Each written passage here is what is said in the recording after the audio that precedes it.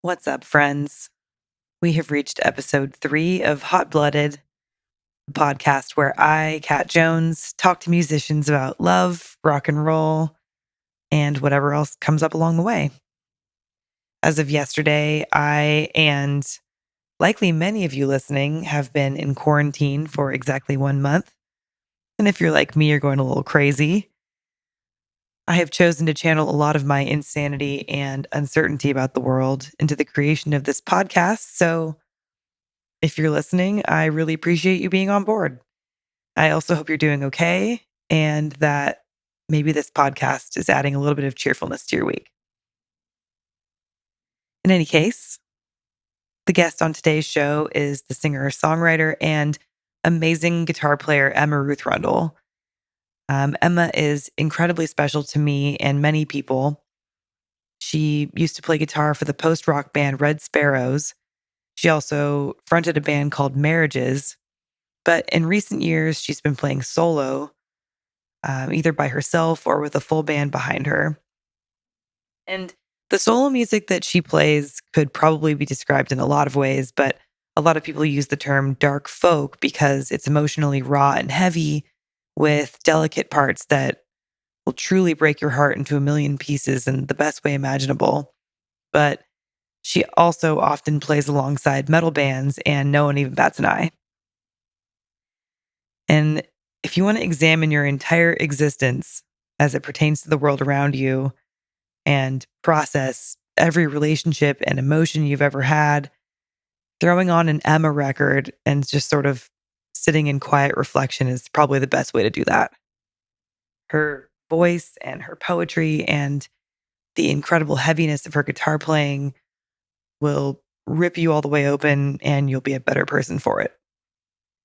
Anyway, the way Emma came into my life is kind of a funny story. So it was about 4 years ago in 2016, right around the time she released her album Marked for Death.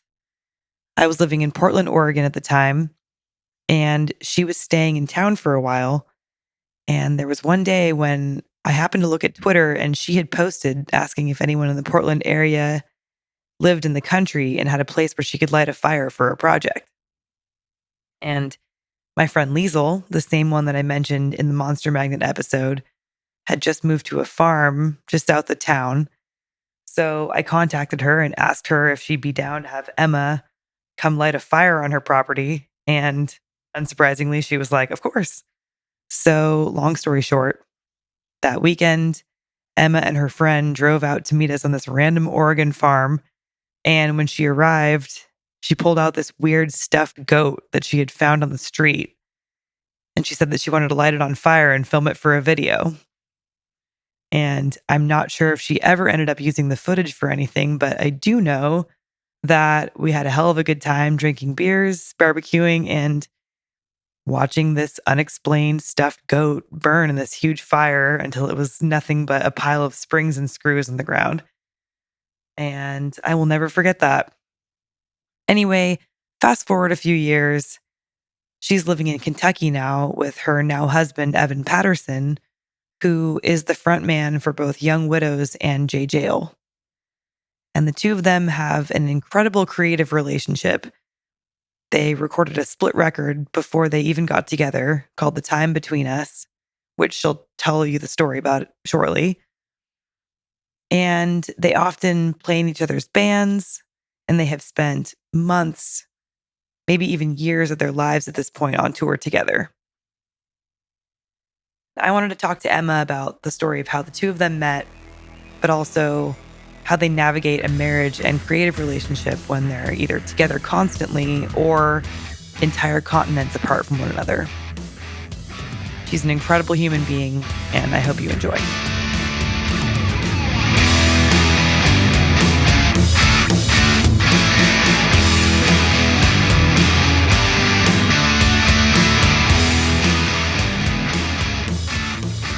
You know, something that's always really struck me about your music is that it is so vulnerable, and it seems like you get to peek behind the curtain to some extreme emotions and delicate times in your life that you really let us into.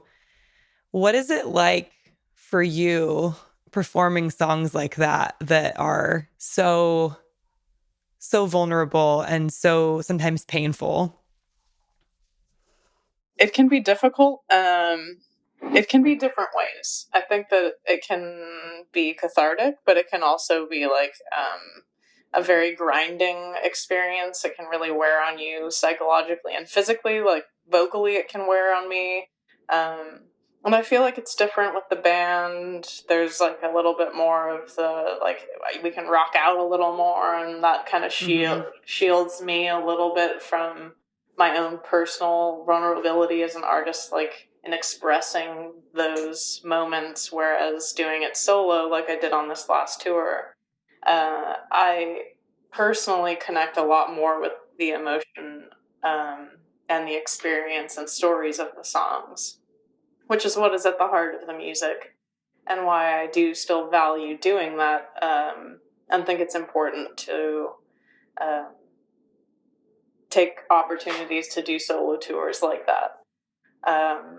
But I don't know. I mean, I think about it, and I've thought about, what would it be like if I were to write music that wasn't so personal?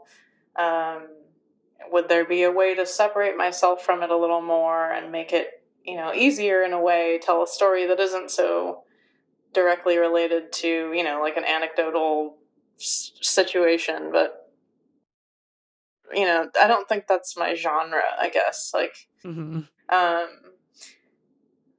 haven't given up on that idea, but I don't know. So You have all the time in the world to figure that out if you want to. I think so. Hopefully.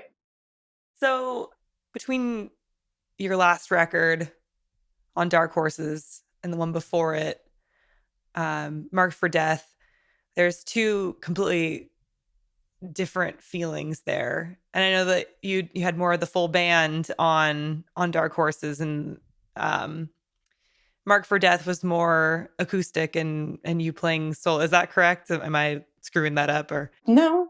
I think, well, there's still instrumentation on Marked for Death, but it wasn't written that way. It was like stuff that we did there in the studio, and On Dark Horses was written specifically with the band in mind, and the band being like very specifically Todd Cook, Evan Patterson, and Dylan Naden, because we had come off of doing all this touring together, and at the time there was a chemistry between us all that I thought it would be a real waste to not capture in some way, in music and on a recording, and that's why we did On Dark Horses that way.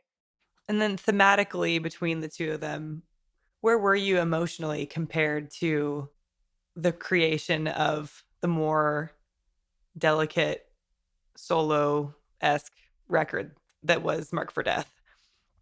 So when I recorded that album and when I wrote most of that record, I was living.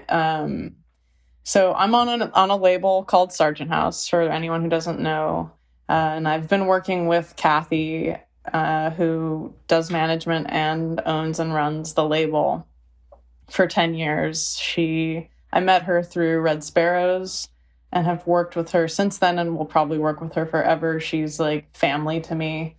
And she owned a property out in the California desert. And I was on hard times, and I was just like living out there by myself. It was, we're really dealing with the subject of isolation a lot now these days. And that was extreme isolation. And I'd come out of some relationship things that were difficult, and some other situations that were troubling for me, and I was kind of in a height of an alcoholic moment, and was I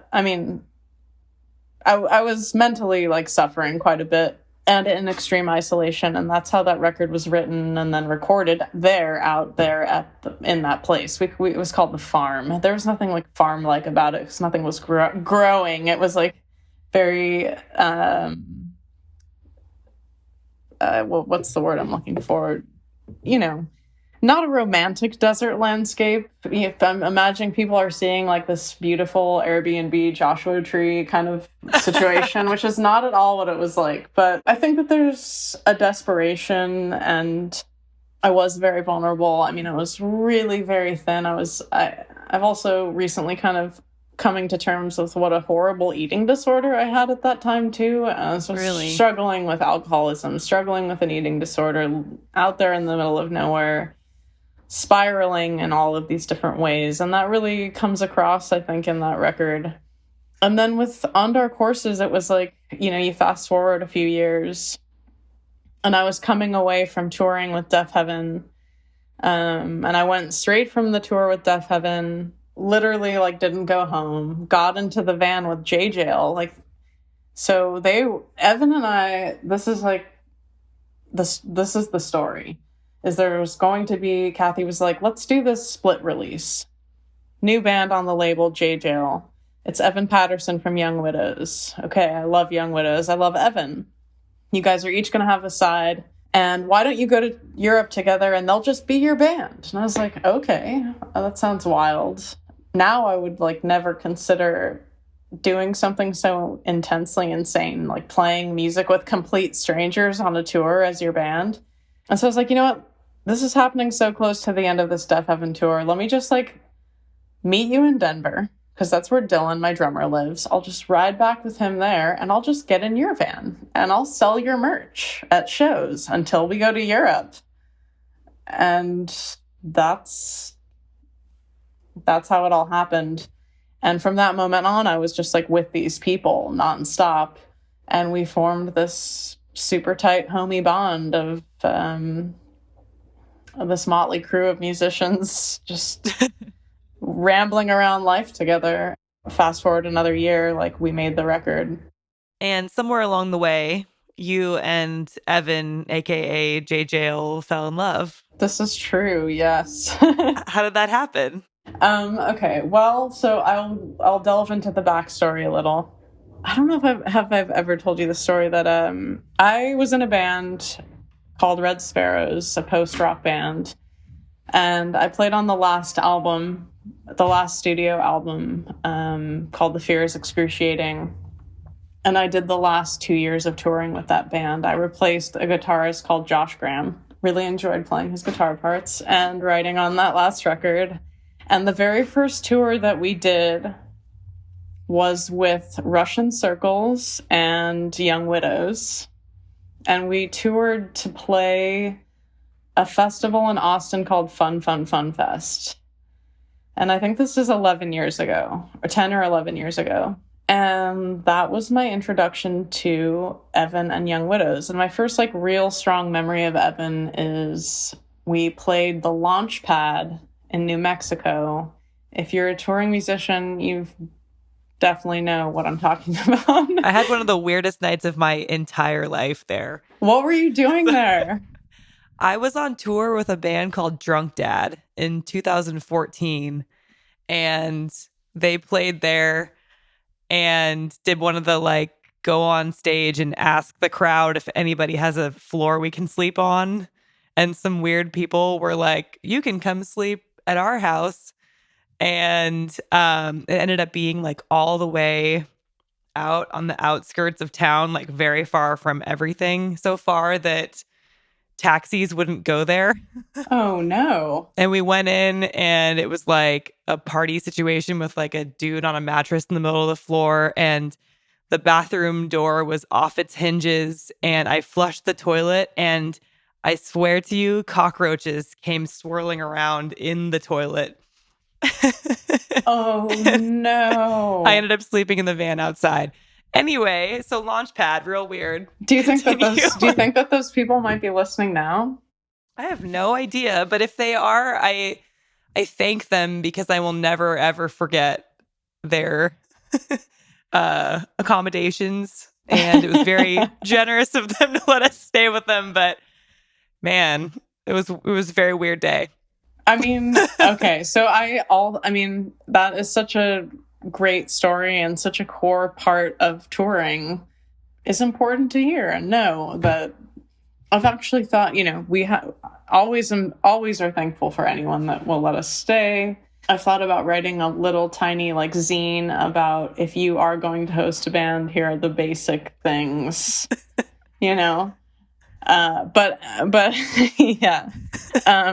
Launchpad. Sorry to get us wildly off track, but no, it's okay. But it's important. People think like, oh man, you've been on tour. Must have been so amazing. And I'm like, okay, if you could just beam stories like that into people's minds.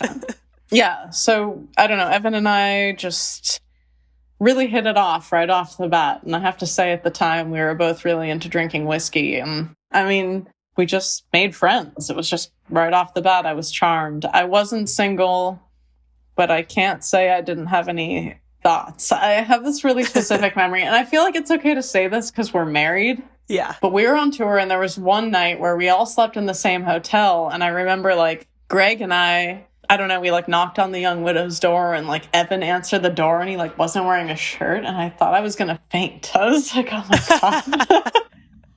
Oh my God. And I was younger. I don't know. I've never seen anything like that before. So Greg had to shoo me away to the room. Just kidding. I mean, it was hard not to be in awe of them as a band. And I mean, I don't know if you've seen them. I have. Oh man, they just really blew me away. Like I had never seen anything like that. They had the lights in the Emperor cabs like that. Oh yeah. And just this like meditative intensity that was going on with the music. And since then I've of course like obtained all the records, and I'm a huge Weird fan, and like know all the songs to my husband's records, which is weird. That's not weird at all. I feel like if you didn't, that would be even weirder. I mean, it really left an impression on me, and not even like, all the creepiness aside, like I'm joking, but as a musician, seriously, in a very pure and honest way, like it left a very strong impression on me. And the way in which they approach performance and what they did with what they had, like I hadn't seen bands doing that. And Evan's guitar playing really stuck with me. Actually, this is like the very last song on the very first album I released on my own, the electric guitar album. It's called The Ecstasy and Thinking of Final Exits. I think that's the title of the song. Was really actually inspired by one of Young Widow's riffs, because I made that record Red Sparrows, but we had come away from doing that tour with Young Widows, and I'd been like really obsessing over them and the guitar playing in that band. So what song was it that has the riff that you're talking about? I think it was the song The Guitar, which is just the guitar. Down, down, down, down, down, down, down, down, down, down, down. That's the Young Widows riff.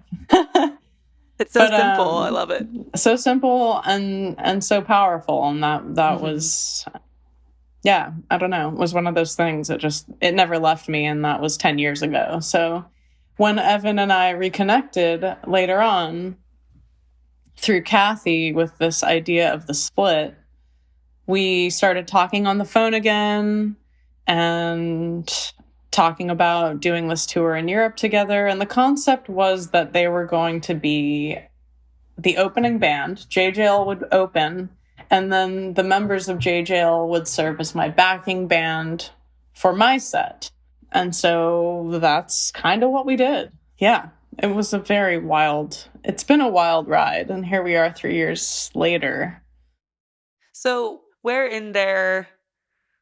You mentioned that this was like 10 or 11 years ago that you were so taken with him and that you then got to reconnect with him later. But where along the way were you like, we should be together? Okay. It's a little scandalous, like, Evan was not single when we went on that tour in Europe together.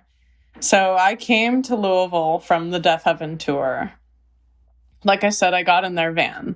I was on tour for months straight. I was like, I'm just on tour now. This is what I do. I don't live anywhere. We came here to practice. We practiced for a week, and then we went to Europe.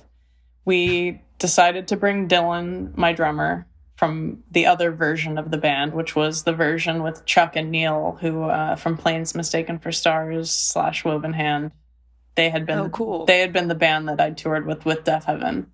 So Dylan, I was like, we gotta have Dylan as the drummer. He came, we went to Europe, and I have to say, like, right away when we started practicing, well, let me say a few things, actually. When I got in the van with them, in Denver, and I was like, these are the drunkest people I've ever seen. I was like, how? This is hilarious. We had a meal where, like, some people had been on acid the night before, and I was like, I'm gonna die on this tour. This is complete mania. And then a couple weeks in, it was just like, I never wanted to ever be away from any of them. And then when we started actually playing guitar together, that is when the sparks were flying. And I think it was a combination of, like, no one was taking showers, meaning maybe Evan and I weren't taking showers, and there was just, like, a smell. That's real. This is, like, real life from the road. I mean, like, you know, you've got one outfit that you're wearing, and then you start playing guitar together, and then you get married. I mean, that's rock and roll right there.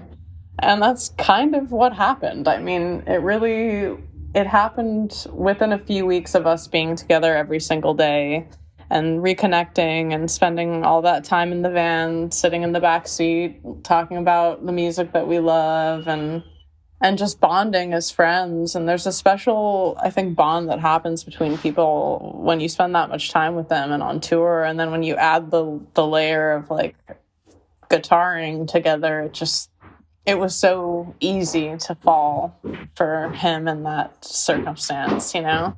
Mm-hmm. Is he listening to you talk right now? No, he's been sitting outside, but he just did a little... and he's a babe, come on, you know? He's the sweetest, most lovely human and such a shredder, and yeah, and so by the time there was, like, definitely a breaking point in the European tour, which was not even that long. It was like 3 weeks. It was like there had to be a conversation. I don't know. I thought it would be a good idea to, like, bring it up. I was like, what if we have an adult conversation about this obvious tension that exists here, so we can, like, let it, you know, we can decide about it. We can let it dissipate. We can be professional. We can carry on as friends. And it was just like, once I brought it up, that was kind of the nail in the coffin. You guys were like, actually, we're going to be in love now. Yeah, pretty much. Yes. That's what happened. That is such an incredible story. It's cute. It's very cute, especially because, you know, I feel like if you've already been on tour with somebody and you're already around them 24/7, you're already seeing them wear the same outfit multiple days in a row. You're already smelling them at their worst smell. Like, if you can fall in love with someone like that, chances are it's probably going to be pretty real. Yeah, and we definitely put it to the test. I mean, it evolved and has changed and has presented different challenges in continuing in that dynamic, you know? Like, once we decided to be partners, maintaining our relationship on tour has actually been difficult in some ways. Really? Yeah, How totally. So? I think that, well, for us in particular, Evan is such a strong creative force. Like, I'll, like, wake up and he's already playing guitar and writing some incredible shit in the other room. Some stroke of genius is happening. And I'm like, man, like, I envy that. And I look up to it. And when it comes to, I think for him to be a player in my band is not a natural position for him to be in. So it, like, has kind of caused a little bit of friction, and we've had to navigate that dynamic a little bit and understand it figure out that it is a thing, and how do we deal with it, and how I'm very different actually also on tour and in a role as a band leader than I am just when we're kind of in a more relaxed situation. Like, I tend to be way more neurotic and stressy and controlling, and all of those things combined, like, it's just two egos going. Two people who are used to being in control creatively and also like the center of attention on stage and being the master of sort of the tour operation and stuff like that? Or is there... I mean, that's definitely part of it, for sure.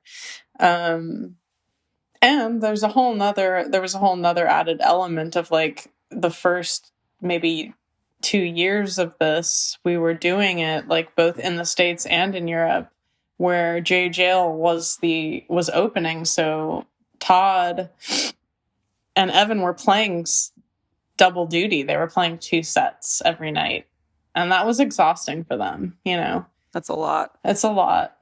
It's just been complicated and wonderful and beautiful and a wild experience that I really could not have anticipated 4 years ago in any way. Totally. So how do you tackle stuff like that? Like, can you recall the first time that you recognized that there was this power dynamic that you hadn't seen before and how you brought it up? Well, I think that I can't really remember the first time. I think because initially we thought that we were all just doing this for that one maiden voyage to Europe as this, like, what do they call it when you see the double feature, right? It's the 2 bands in one evening. We didn't really know that it was going to become this, like, serious family that it became, like, legally. I mean, we're now married, and beyond that, the other members of Jayle and I and Evan and Dylan were all like a big family. We didn't really anticipate that. So I don't know when I first sensed that it was coming up, but I think there's just a lot of patience is involved, I think, on everyone's part. And there's so many people, and you spend...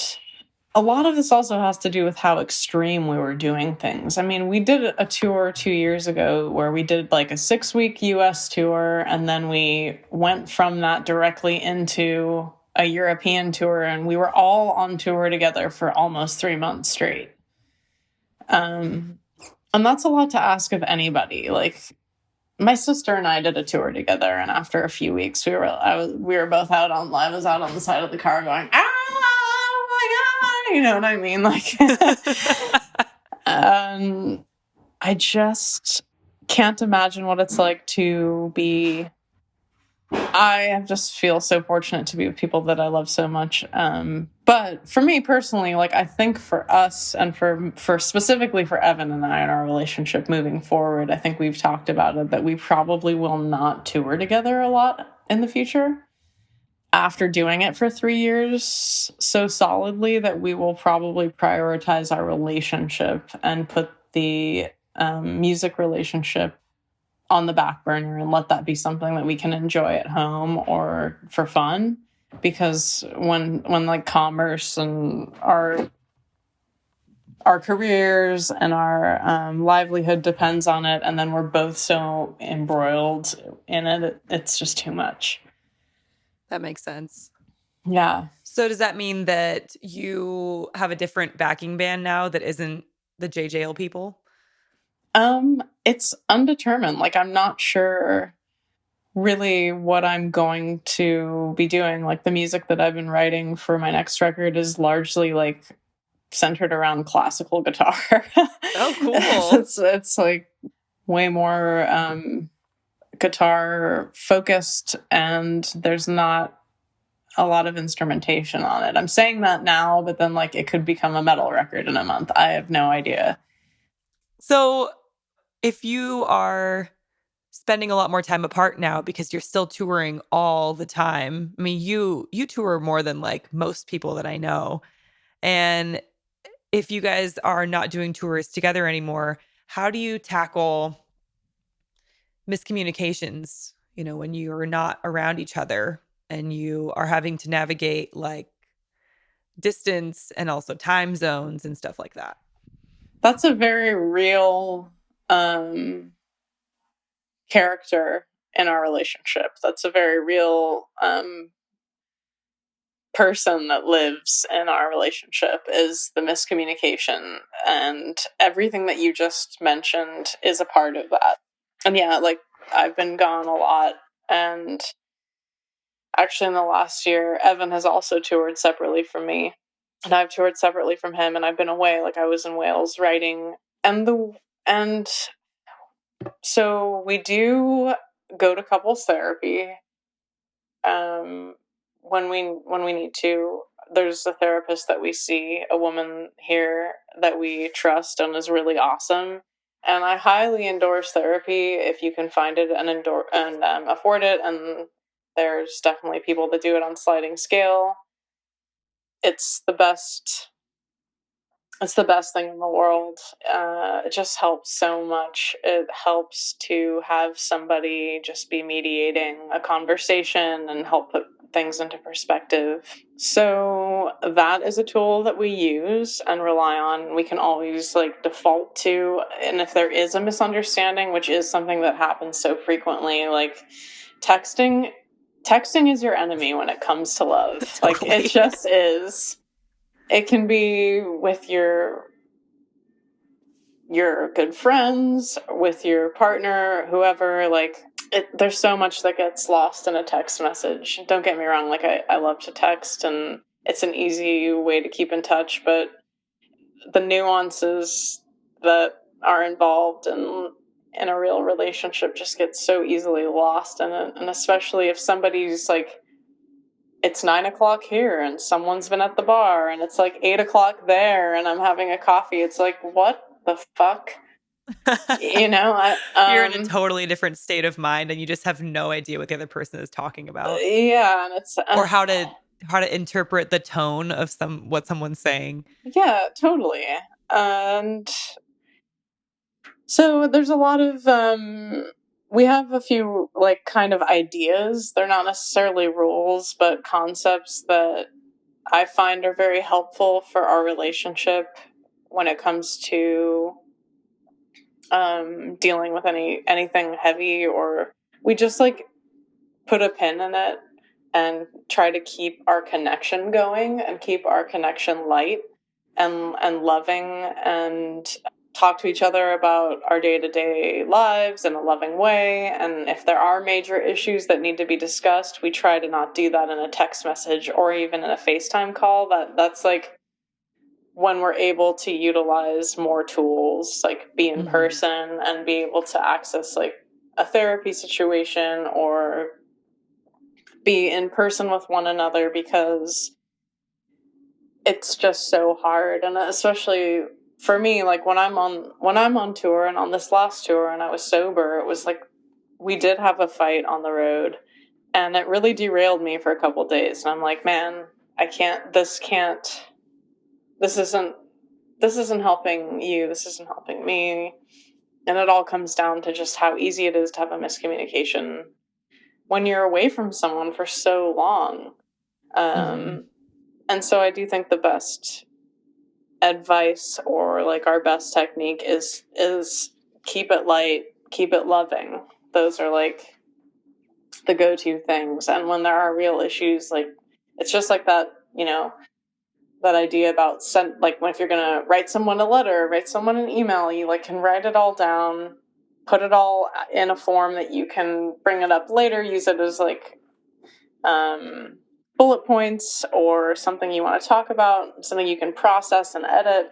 And it doesn't have to be like, I'm calling you right now and this is the bullshit on my mind. Like, don't let that level, my goal is always to keep things de-escalated. Escalating anything in a relationship is unhealthy from my perspective. So, when you know that you have time on your side and that we're married, so we're committed to that, then there's going to be a time and a place where we can really delve into these concepts and frustrations or whatever's going on, and we can sort it out, and the right time and place is key for that. And I think what you mentioned is so important about the fact that it derailed you, and you're at work and you're on tour and trying to access these really, really vulnerable parts of yourself on stage by yourself with just a guitar. And if you've got heavy stuff on your mind, I can imagine that would be incredibly distracting. It can be distracting. I mean, if it's the right kind of weird mental distress, it can enhance the performance, but not with Suddenly your song becomes way more angry. Yeah, I'm just like, No, I mean, Evan's my home, Evan's my rock, and I want to be that for him as well. Well, I think it's really incredible what you said about therapy, because I feel like so many people view relationship therapy as something that you do as a last ditch effort if your relationship is failing. But in reality, every couple on earth faces miscommunication problems, or not problems, but just situations in which you need to figure out how to communicate better to another person. And so if you have a third party that's able to help you do that, then even if you're the happiest couple on earth, that seems really helpful to me.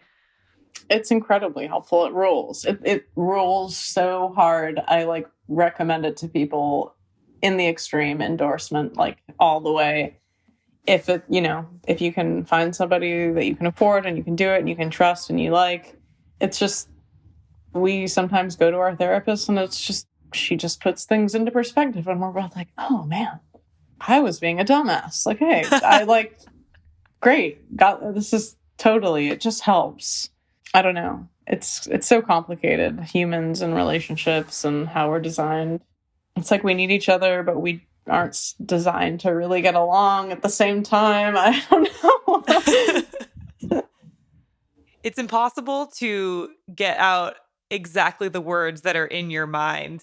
You have to get them out, and then another person has to interpret them and understand them. And I feel like that's the biggest hurdle in life with any relationship, whether it's romantic or just a friend, trying to get them to understand exactly what you're trying to convey.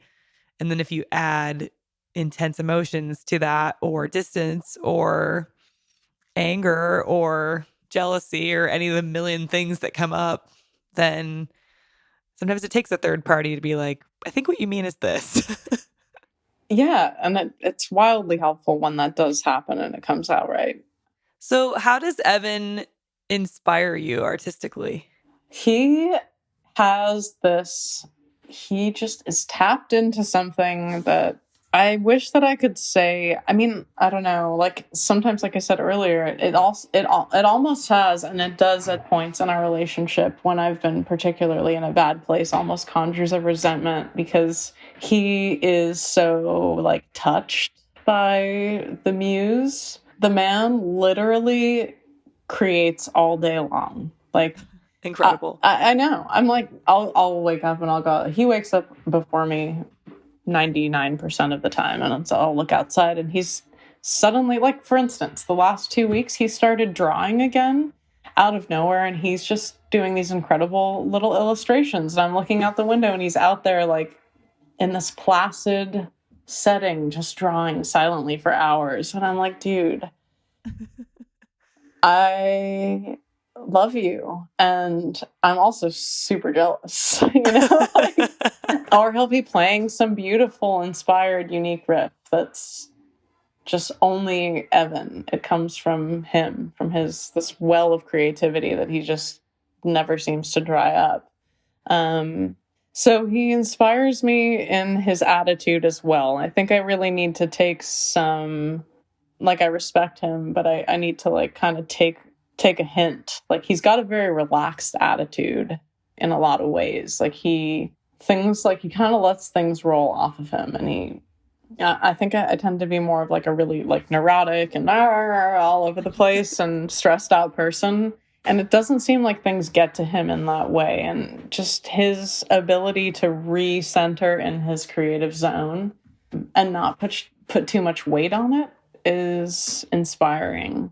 I mean, for instance, okay, there's a new Jayle record coming out, which I'm sure he would send to you, that he 90% wrote on his phone while we were on tour with Mono. So he's playing guitar in my band, and he was just like, it's like, where's Evan? Oh, he's in the back seat on his phone, like making this song. And I'd look back there and he'd be like, and I'm like, okay, Evan's busy. That's cool. And it's incredible. And it's wildly different from anything you've heard. It's just, he's just got that. It's like, you know, he's got inspiration a lot. And that's something that as an artist, you have to like work with or without. You know, you have to continue to show up, to write and to draw or to paint or whatever it is that you're doing, whether or not your muse is there to help you out. Like, you need to keep going to work. And I think Evan is really a master of that. And he's got such a unique approach to playing guitar that, I don't know, I marvel at it. I think he's really an artistic genius in his right, and I adore that about him. That's incredible. I wish everybody listening could see this beautiful smile that's on your face right now talking about this. That makes me really happy. Have you ever written any songs that are just like pure love songs about Evan that we have heard? I have not, actually. I have not written Evan's love song yet. But you say yet, so it might be coming in the future. It needs to come. Evan needs a song. I really feel like it needs to be the right song. I started writing Light Song before I knew Evan, and that song kind of morphed into our love song, but it wasn't like seeded by Evan's presence in our story. So there's still an Evan song coming at some point. It definitely became about our relationship. Yeah, because you say, I hope that he's waiting to dress me all in white. It sounds like longing to marry this person that you love. Totally. Yes. So you're saying that did those lyrics come later after you met him, or was it just a total coincidence? The lyrics, I mean, I think we could say for the sake of romance that sure, like, yes, let's just say that it all came together at the right moment. And it did all come together at the right moment. The song sort of started out about like a maybe mourning a different relationship, and then became empowered by the one with Evan. And then Evan is on the song and in the video. I mean, it very much has become about that. But if you're asking me, like, you and I are friends, and to be real, like, Evan is due a full Evan song, and we'll see what happens with that. Well, I look forward to hearing it. Has he written one about you? Okay, so there's a song on the new Jayle record that it's about me, sort of like inadvertently. I associate it with me. Actually, there's a couple songs. There's one that's more overtly like kind of a sensual jam, and I'm like, oh, hell yeah. No, I'm like, oh, weird. Like, I'm like, is this supposed to be about me? Because, ew. I'm kind of like that person when people are making out in a show that I can't look at it. Do you know what I mean? I'm like, oh yeah. My God, no, I can't watch this. Does it feel kind of weird, like letting people in on something private? No, I mean, I think that's kind of what all my songs are. But when there's just like true. A sexual element to certain things, like there's a song that's kind of like got some sexy vibes. Hell yeah. But there's one that when he played it for me, I was like, I'm trying to find it. Okay, it's a song about him being in Berlin. And when we were on that first tour, it's all a true story where we were in Berlin, he took acid, and we were like right by the River Spree in this like crazy Mad Max venue. I mean, seriously, there was a place like serving food that had flames shooting out of the top of it. Wow. It was really intense. I don't know. At some point I was like, I'm going to go to sleep. Like, this is, I got to go to sleep. Fast forward hours later, homie, like, just someone gave him a key to the room I was in. I mean, we weren't together at that point, and he was on acid, and he had, like, gotten lost and somehow magically found his way to the hotel that we were all booked into. This whole song is about his experience of being lost, getting to the hotel, them giving him the key to a room, but he never reveals in the song that it's my room that he's given the key to. And part of me is like, dude, this is kind of fucked up. Like, you know, they just gave you the key to my hotel room. We're not even together, and you're on acid. And then he's like, he's on acid, he's in my room, and I'm like, I'm sleeping, and he's got this kind of existential shit he's got to say. I mean, it's pretty hilarious looking back on it. And there is a song about it now, which is a true story. He just fails to mention that it's my room that he gets the key to. On that split record that you guys did, there's that song where he says, "About time you came to me." So is that song about you? No. So this is actually something I'd love to clear up, is that record is B-sides from both of our separate albums. Wow. From our before time. And I did not play on those songs of his, and he did not play on the songs of mine. Yeah, a lot of people ask that. But all those songs were written before we reconnected. Well, it's interesting because the lyrics fit so perfectly as if they were about each other, and the title is The Time Between Us. So yeah, I always just kind of assumed that it was about like you guys reconnecting and like having this time lost that you weren't together between those interactions or something like that. I really feel like us making that, and by making, I mean, like, we worked on the artwork together, we worked on the title together, we didn't record the music together, but the collaborative aspect of the record, which mostly lies in the artwork and the title, definitely set the groundwork for us to start a relationship. I mean, like, if you've seen the covers, it's like, yeah, it's a fantasy relationship. And we even designed the download card to look like a wedding invitation. Wow. Adorable. Yeah. So it was some foreshadowing without question. That's so interesting and so cool. I kind of love that art can sort of, I don't know, like tell your future a little bit. It tells you things about yourself you don't even know yet. Yeah. Yes. In that regard. I mean, for sure. It's so funny. Yeah. I just didn't really have an idea. I mean, I knew when we were making it, I was like, oh, this is cool. I used to have such a crush on Evan. Oh my God. But yeah, it's pretty wild. It is pretty wild. It is very magical, actually. It is like that whole split was almost like a giant weird ritual of magic that really solidified this connection and brought us together. So cool. So glad that it worked out that way. Me too. I feel pretty lucky. I mean, my whole life has changed. I live in Kentucky now. Who would have thought? I think it's incredible. So taking it back further, has there ever been either a song about love or a song about heartbreak that you've regretted writing?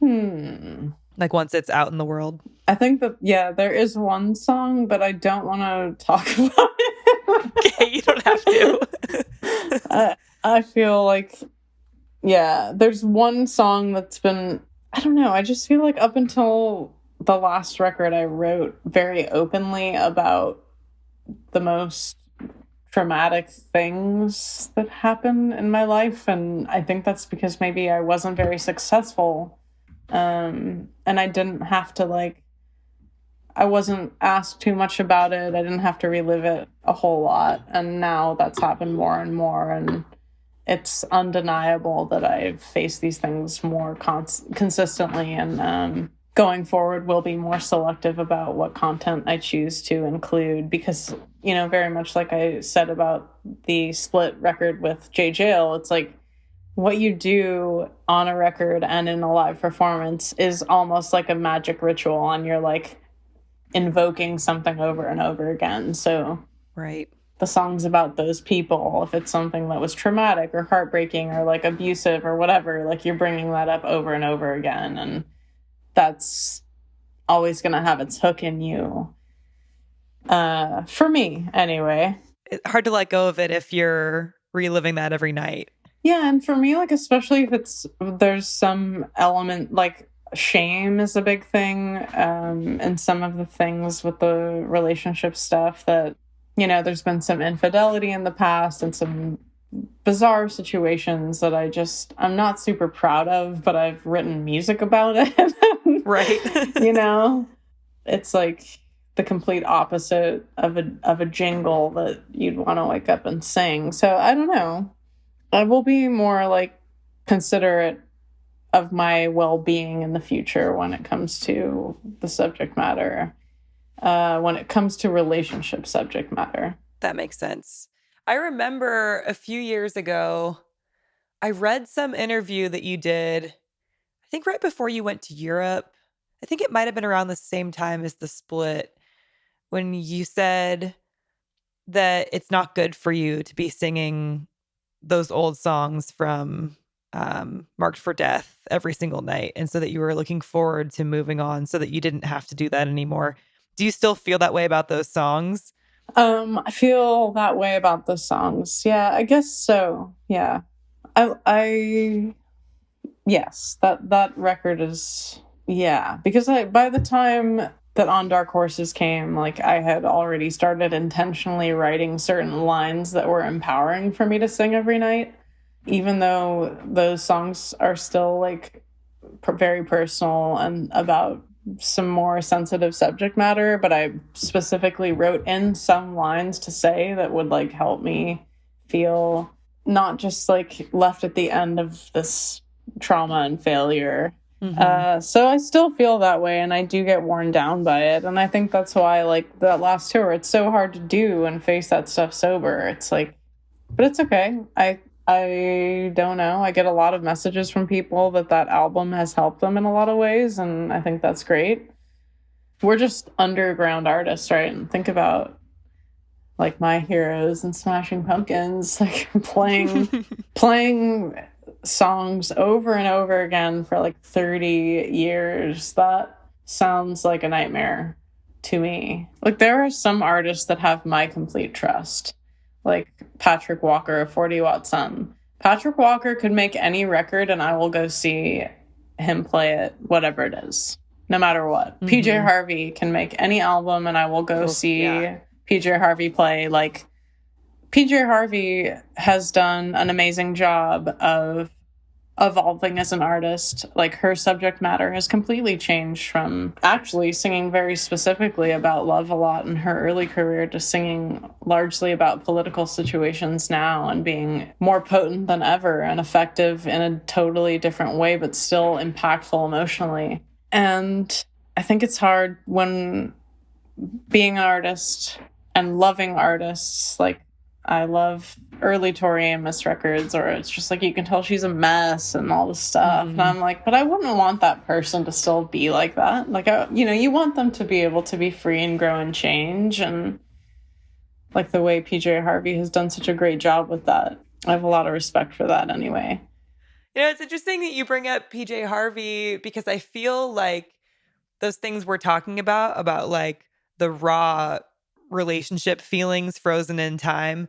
I feel like To Bring You My Love and Nick Cave's The Boatman's Call, like the fact that they had this like terrible, painful breakup and then they left and each wrote those records, and now forever we can relive those things. Yeah, enjoy it, or like be healed by it, or rip open our wounds with it, or like whatever we need at the time. Even though neither of them are singing about those things anymore. And they were super young and probably didn't consider the fact that they would have to sing those every night and relive their trauma or whatever. But yeah. But I wonder about them too, because it's very romantic to look at them. Like, you posted that photo. And what a beautiful power couple. But also so glad that they have their own worlds, especially PJ. And I don't know, I wonder what their relationship is like now. I like to think that they're really great friends and that they FaceTime each other. Like they're FaceTiming right now and they're like, I hope so. Like, remember that weird time when we were in love? That was bizarre. Well, especially because didn't she just do a cover of Red Right Hand for like Peaky Blinders or something? did she? I don't know. I feel like I saw that come up and I was like, now that is something I never thought I would see in my life. PJ doing a Nick Cave cover. Like, all right, glad they're in a good place. You'd think they'd have to be. I mean, but it's impossible to coexist, you know, when you have been in love with another artist that you're not with anymore who operates in your world. Like, you have to find a way to become friends. So, what do you think would be your like main advice that you would give anyone that was going to be creative and coexist with somebody that you're also in love with? Like another creative person? Well, let me rephrase that question. What advice would you give somebody who wants to have a long, healthy, loving relationship in general?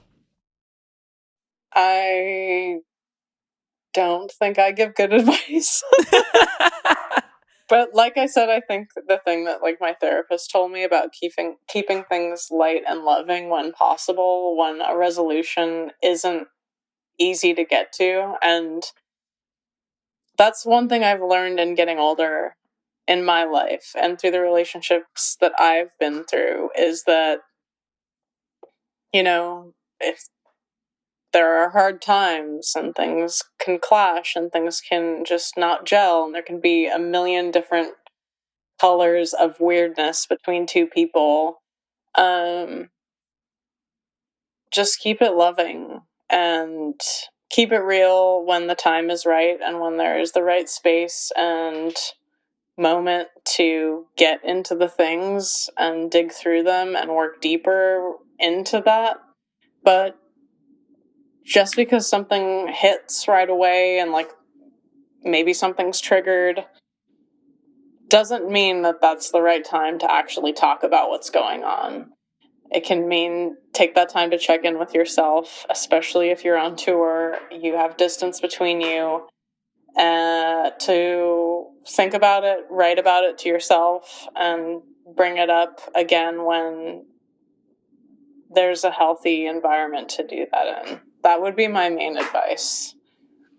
That makes sense to me. Like, immediacy is not ever the right thing for relationships, or for much, actually. It's like, if you feel like you need, you know, I have to resolve this right now, or I need this, or I need to say this, or I need to blah, blah, blah, has to be right this second. That's not usually the healthiest. It can wait.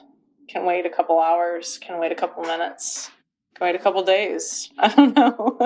Does that make sense? Yeah, absolutely. Because if you're having that urgency, then chances are it's not going to come out right, or you're going to be forcing that person to make space when they're not ready. Exactly. It can be about respecting someone else's space, you know? Mm-hmm. Maybe they're not in the right place to hear something, or I don't know. Or as you mentioned earlier, the time zone might mean that you're drinking coffee and they're wasted. Yeah, or I'm wasted and they're drinking coffee, you know? Exactly. I need to talk to you right now. Well, Emma, thank you so much. This has been such an amazing conversation. I'm so honored that you shared all that with me. Thank you. Thanks for asking me, Kat. I hope I wasn't too much of a dingus. The dingus honor is all mine.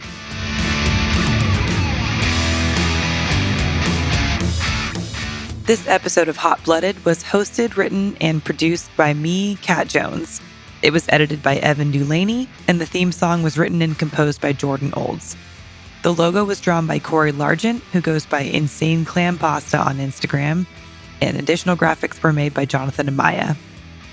Special thanks to Kathy Pelo at Sargent House and to Evan Patterson of Jayle and Young Widows for loving my friend Emma and being down with us telling some of your stories. I also want to give a shout out to the people who subscribe to the Lover tier on Patreon: Janet Telenko Davis, Ronnie Rodriquez, the band Drug Salad, and one of the greatest friends I have ever known, Mr. Marc Bassett. This is a completely DIY podcast with no ads, so if you want the episodes to keep coming, becoming a Patreon subscriber is the best way to help out. You can always toss us a few dollars on the Cash App at hotbloodedpodcast too. Thank you so much for listening. I will see you next week. And until then, be good to yourselves, take some long walks, and seriously tell your friends you love them. See you later.